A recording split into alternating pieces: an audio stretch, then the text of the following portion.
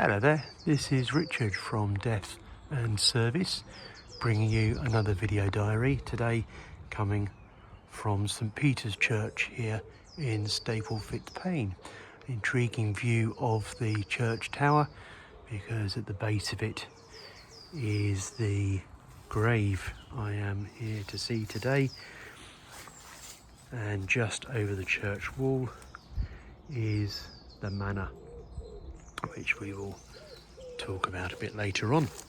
The grave I'm looking at is that of Montgomerie Boyle. He was born on the 20th of March 1859 in Hendon, London. He was the youngest of three children, and his parents were John and Jane Boyle. John was a barrister, and the family lived in some comfort. The 1861 census finding them living in a house in Harrow with 4 live-in servants and a groom. In the spring of 1891, Montgomerie married Constance Smith, a banker's daughter from Nottingham. The couple tied the knot in Basford, now a suburb of the larger city. They went on to have a daughter, Marion, who was born in the following year. Montgomerie had taken the military route, and by the time of the 1901 census, the family had moved to Timsbury in Somerset. Montgomerie recorded as living on his own means, and the family retained a retinue of servants to support them.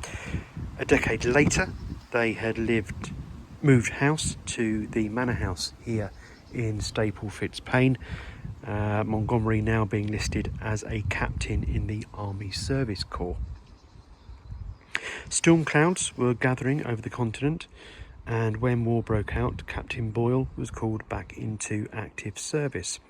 He had initially enlisted in the South Nottinghamshire Yeomanry, and then moved to the Somerset Territorial Force Association, and did a lot of work in coordinating the Army Service Corps across the country.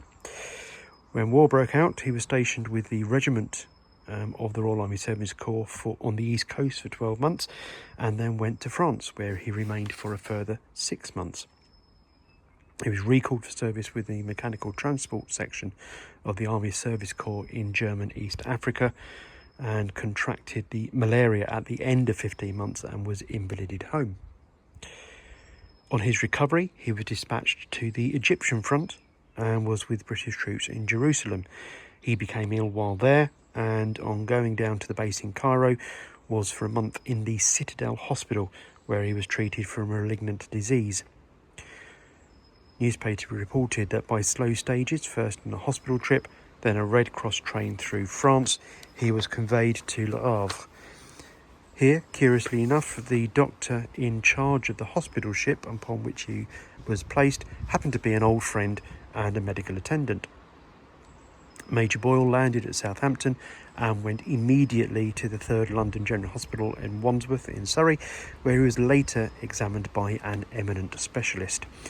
His condition was serious, but on Monday week last he arrived at his old home, where, despite the devoted care of his wife and daughter, he passed away quietly. Major Montgomerie Boyle died on the 27th of March 1919, a week after his 60th birthday. He was laid to rest here in the quiet graveyard of St Peter's Church, on the outskirts of the grounds of the manor house that the Boyles had made their home 10 years before. When Constance died 10 years later, at the age of 70, she was also laid to rest here in the family plot, reunited with her late husband once more, in sight of the old family home.